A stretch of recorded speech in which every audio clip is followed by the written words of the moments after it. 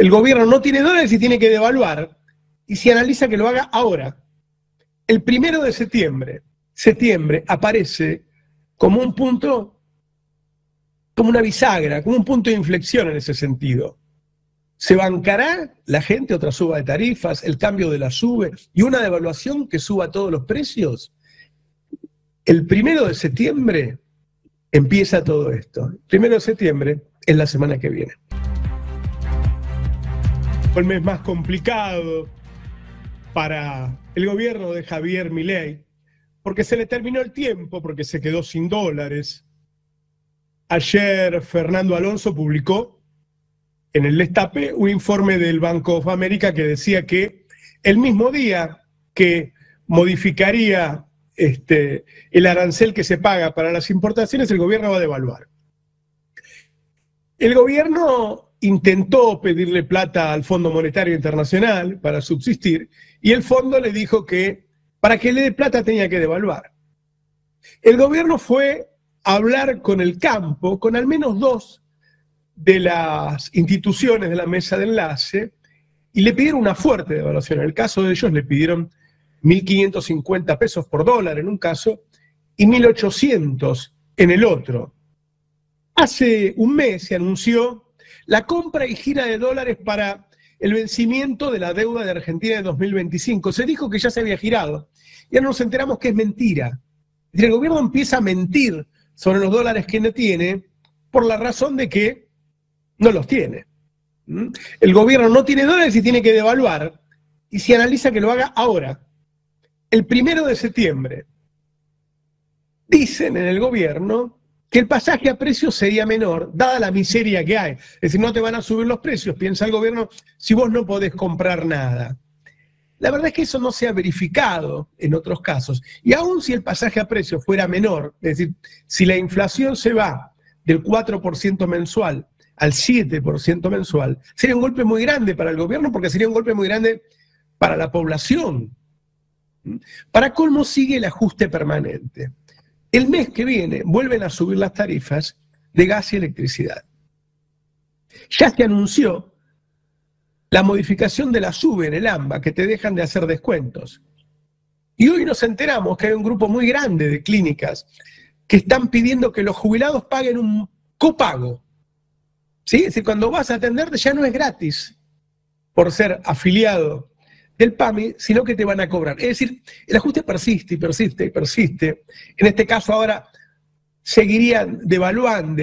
De alguna manera uno puede concluir que Milei cree que puede hacer lo que quiere, que los argentinos se la van a bancar. Milei jamás se preguntó por qué él hizo el ajuste más grande de la historia. ¿Por qué no lo hizo Macri? ¿Por qué no lo hizo Menem? ¿Por qué no lo hizo la dictadura? Bueno, no lo hicieron porque saben que el pueblo tiene un límite, un poco más allá, un poco más acá, antes o después, el pueblo se cansa. Septiembre aparece como un punto, como una bisagra, como un punto de inflexión en ese sentido. ¿Se bancará la gente otra suba de tarifas, el cambio de la SUBE y una devaluación que suba todos los precios? El 1 de septiembre empieza todo esto. El 1 de septiembre es la semana que viene. Buenos días, ¿cómo están? Buen día, Roberto. ¿Cómo estás? Bien. Y te agrego en ese contexto, antes de seguir hablando de economía, pero como para ir vendiendo lo que vamos a charlar en estas 2 horas. Todo eso sucede mientras el gobierno está teniendo un tremendo cimbronazo político al interior del oficialismo y por primera vez una oposición que por lo menos se sienta a negociar desde otro lugar. No digo que se le va a poner en todo, pero por lo menos ya encuentra que hay ahí un lugar donde negociar con mayor fortaleza, en el caso del radicalismo y del PRO. Y eso también afecta a las expectativas económicas. Yo creo que por la misma razón. Es decir, yo creo que Macri huele sangre, que Macri sabe que no mide más 55, que mide 40, pero que además dentro de ese 40 hay mucho disconformismo y puede haber un quiebre de un día para el otro. Pero Fer Alonso fue el que publicó esto del Banco de América en el Destape Web, que se suma un poco a lo que yo conté del campo ayer, ¿no? Sí, lo que dice este informe del Bank of America es que el gobierno tendría que aprovechar la reducción del impuesto país que Caputo prometió que va a realizar en septiembre, bajando de 17.5 la alícuota a 7.5, estos 10 puntos que baja de la alícuota, el Bank of America le propone convertirlo en una devaluación para mejorar la competitividad del tipo de cambio. Pero el informe es muy interesante porque tiene muchas otras perlitas donde uno puede percibir cómo va cambiando la percepción que tiene el sistema financiero o los centros de poder financiero de la gestión de Milei y cómo va a ir cambiando hacia adelante, porque si me permitís, Roberto, hay una frase de este informe que dice que le reconoce al gobierno que genera dudas, dicen las políticas cambiarias que tiene el gobierno de Milei. Pero dice, creemos que los precios de los bonos deberían estar anclados por el éxito del gobierno en otras áreas, incluidos un ajuste fiscal agresivo, una desinflación más rápida de lo previsto, una recuperación de la actividad, índices de aprobación resilientes y la aprobación de la ley ómnibus, que la considera una demostración de gobernabilidad más fuerte de lo esperado. Y si vos repasás esto, Roberto, te das cuenta que todo lo que menciona el Bank of America, que por otra parte es el banco que tendría que haber recibido los dólares de Caputo para pagarle a los bonistas, estos que todavía no llegaron, si vos lo repasás, nada de esto se está cumpliendo hoy en la actualidad.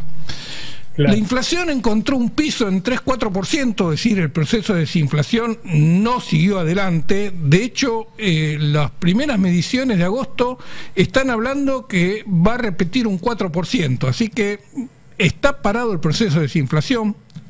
La recuperación se abortó, los números que informó el INDEC de junio fueron malos y peor aún, revisó a la baja todo lo que había pasado en mayo, que todo el mundo tomaba como un punto de quiebre. Evidentemente no sucedió, así que la actividad no rebota. Las encuestas, como muchas veces lo reflejamos acá, empiezan a mostrar un fastidio de la sociedad con el ajuste perpetuo.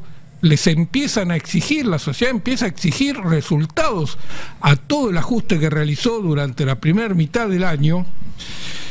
Y me parece que lo más importante es que las internas en el partido de gobierno, las que vimos que lo que pasó en el Congreso toda la semana pasada y el fin de semana, están poniendo en riesgo la gobernabilidad, porque ya no tiene mayorías legislativas garantizadas.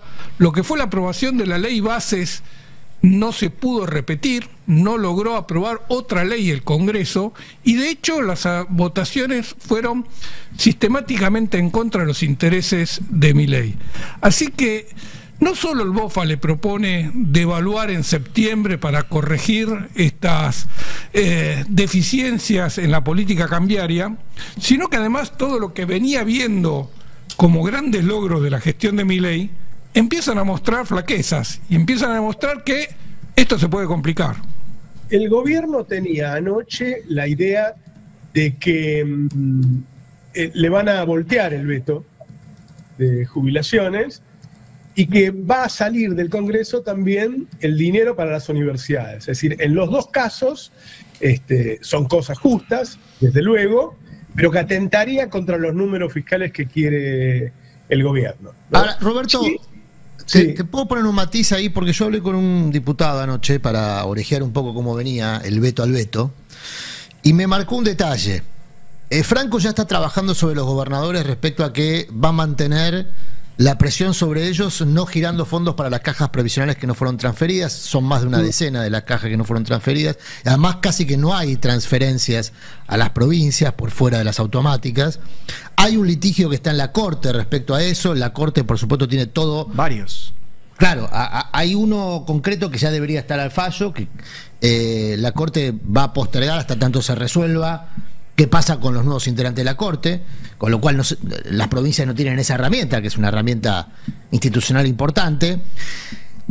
Y en los 2 tercios que se reunieron en diputados, en esa sesión faltaron 20 legisladores, más o menos. Bueno, la cuenta que hace Santiago Caputo, porque ahí están las dos posiciones, ¿no? La de Santiago Caputo más intransigente, la de Francos más, entre comillas, negociador. Bueno, la cuenta que hace Santiago Caputo es que si convencen a 10 de los 20 que faltaron para que se sienten y la mayoría de ellos respalde la posición de no vetar el veto, es decir, no contribuyan a los 2 tercios, que son los 2 tercios de los presentes, diputados no repetiría la experiencia de los 2 tercios. Es muy fino igual, todo se define por 2 o 3 votos para un lado o para el otro. Pero eso es lo que está postergando la decisión efectiva del veto. Eso es lo que está postergando la decisión. Lo que está postergando la decisión efectiva del veto es que todavía no se promulgó la ley, con lo cual no se puede vetar.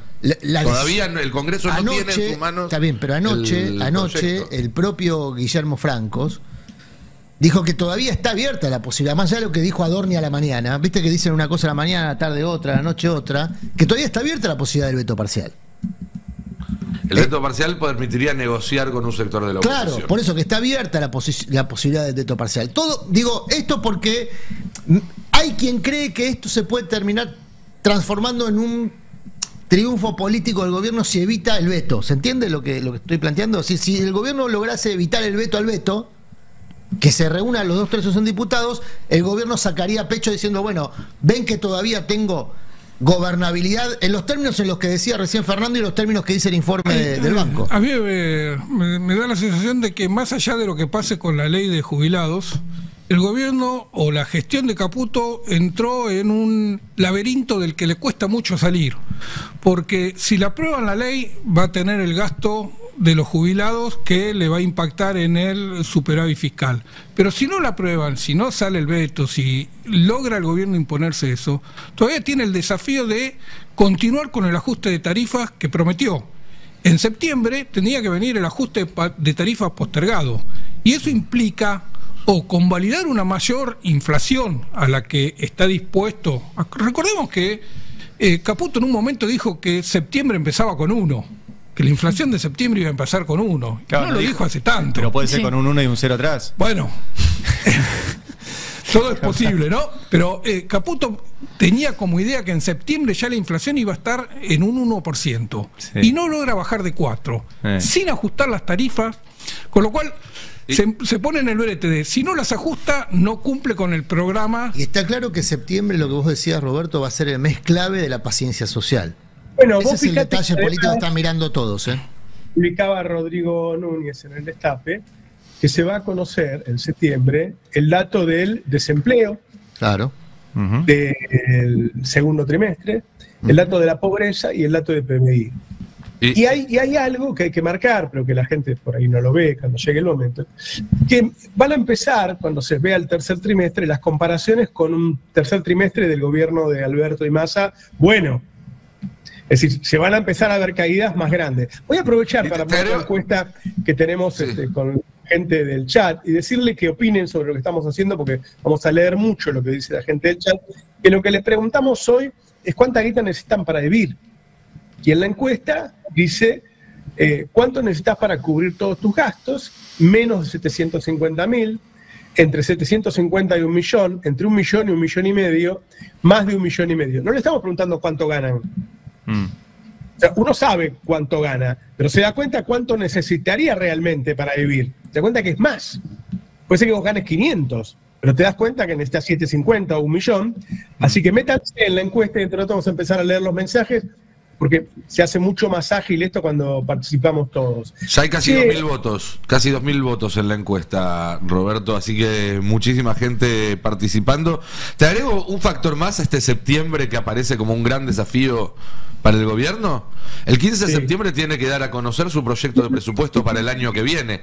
Y ahí va a tener que poner sobre la mesa algún número que sea más o menos consistente. Sabemos que siempre están un poco dibujados los presupuestos, pero ahí toda esa cosa que está haciendo Caputo y Milei hoy en día de dibujar números que no existen, pero que no existen a niveles que son contradictorios entre sí, que no tienen ni siquiera algún tipo de coherencia interna, va a tener que cortarse, porque el presupuesto tiene que tener cierta coherencia consigo mismo. Hablando de presupuesto, no sé si lo escucharon a Mazzotta ayer, que dijo, no sé si lo viste, Roberto, que el gobierno está diciendo que va a vetar el aumento de los jubilados porque el Congreso no mandó de dónde va a sacar la plata para pagar ese aumento. Nosotros ayer mostramos que la podría sacar aumentando bienes personales, volviendo a poner bienes personales como estaba, pero ayer Massot trajo un recuerdo, me hizo acordar también Nico con lo del presupuesto. La verdad es que Sergio Massa mandó un presupuesto que no se trató, pero que tenía una separata con todas las exenciones que tenían grandes empresas, que eran, vos lo recordás mejor, más del 4% del PBI. 4,7. 4, pico. O sea, con un 10%. Trabajo que había hecho Cristina. Eso bueno, con un 10% de esa separata se cubre el aumento para jubilados. Y ayer Nicolás Massot dijo, nosotros estamos de acuerdo con eso. Es más, Milei lo sacó Milei lo impidió cuando discutíamos la ley bases. Nosotros estamos de acuerdo en ir a buscar en esa separata, en exenciones a grandes empresas, la plata para pagarle a los jubilados. Hay que ver si... Bueno, pero el proyecto de Caputo y de Milei es reducir esos impuestos, ¿no? Sí, no aumentarlos, ¿no? Es cierto lo que dice el proyecto de presupuesto, lo que se conoce como el gasto tributario, que son estas exenciones impositivas. Bueno, en cualquier momento dejan de ser gasto tributario para convertirse en no impuestos, porque la idea es que no los cobran. Quiero meter